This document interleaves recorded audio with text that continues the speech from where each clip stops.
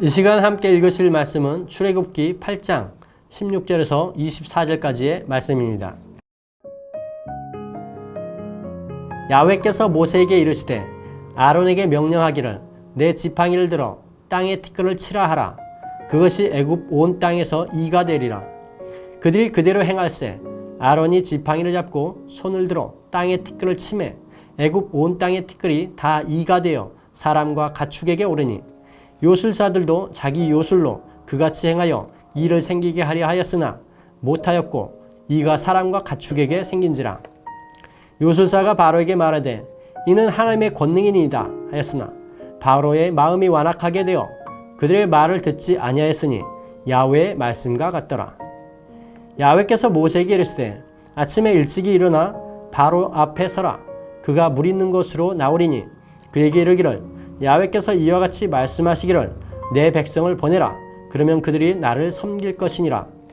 네가 만일 내 백성을 보내지 아니하면 내가 너와 네 신하와 네 백성과 네 집들의 파리떼를 보내리니 애굽 사람의 집집에 파리떼가 가득할 것이며 그들이 사는 땅에도 그러하리라.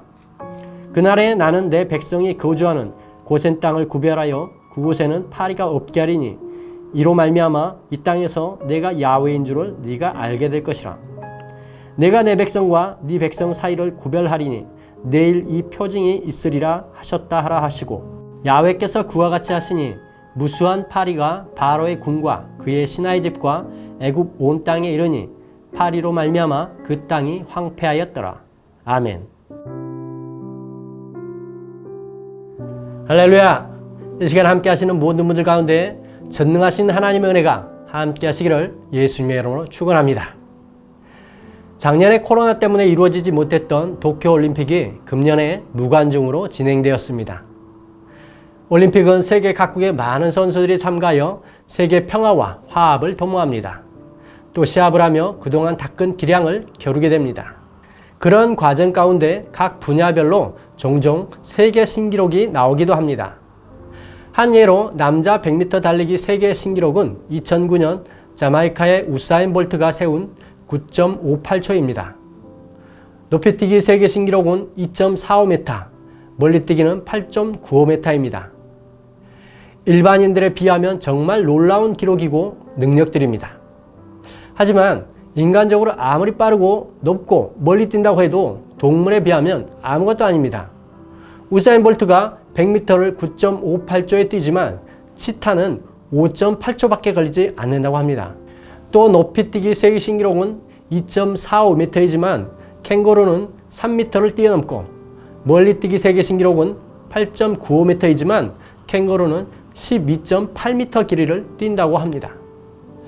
이런 점에서 올림픽의 모토가 더 빠르게, 더 높게, 더 강하게인데 모든 동물이 올림픽에 참가한다면 그 수상자는 치타, 캥거루, 코끼리가 차지할 것입니다.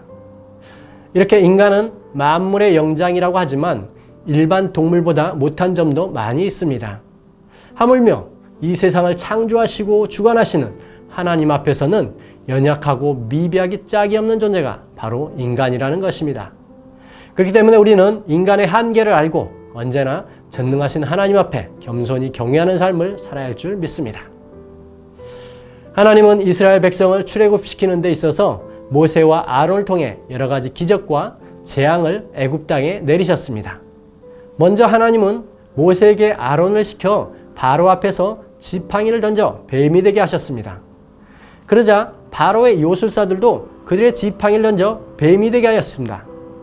하지만 아론의 지팡이가 변한 뱀이 바로의 요술사들이 만든 뱀들을 모두 삼켜버렸습니다. 그래도 바로가 말을 듣지 않자 하나님은 다시 모세와 아론을 통해 나일강 물이 피가 되게 하는 재앙을 내리셨습니다. 그러자 바로의 요술사들도 물을 피가 되게 하는 마술을 부렸습니다.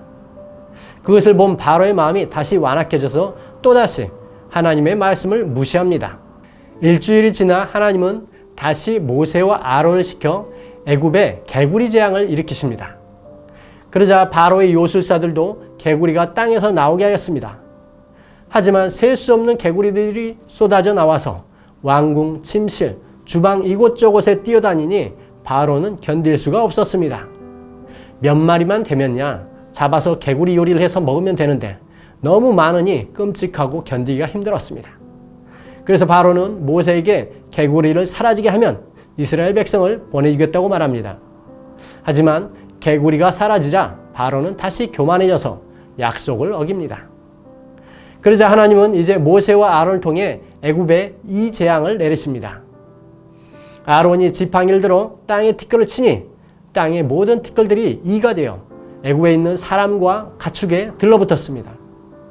지금은 우리나라도 위생과 약품이 좋아져서 이가 있는 사람이 거의 없습니다. 하지만 저 어릴 적만 해도 이와 벼룩이 많이 있었습니다.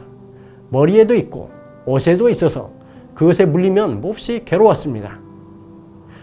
이것을 본 바로의 요술사들이 이번에도 티끌로 이를 만들어 보려고 시도했지만 실패하게 됩니다. 그동안에는 지팡이로 뱀을 만들고 물을 피로 또 개구리도 생기게 하며 모세와 아론을 따라했지만 티끌로 이를 만드는 것은 실패하였습니다. 그리고 이후에 있는 재앙들에 대해서도 따라하지 못합니다. 요술사들의 한계였습니다.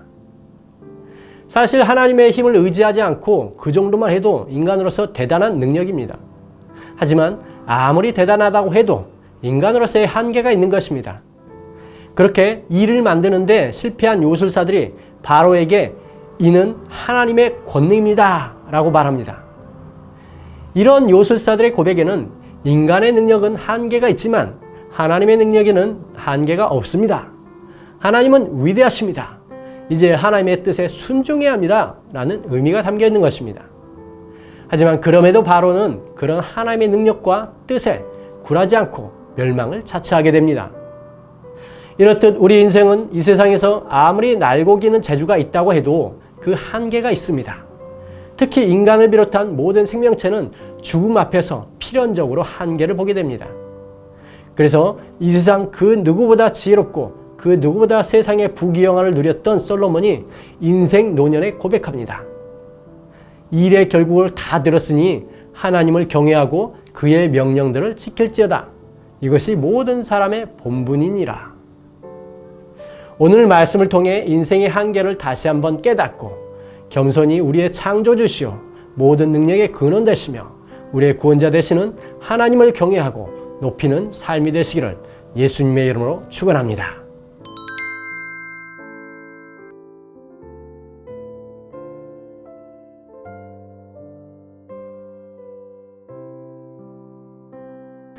기도하시겠습니다. 기도하시겠습니다.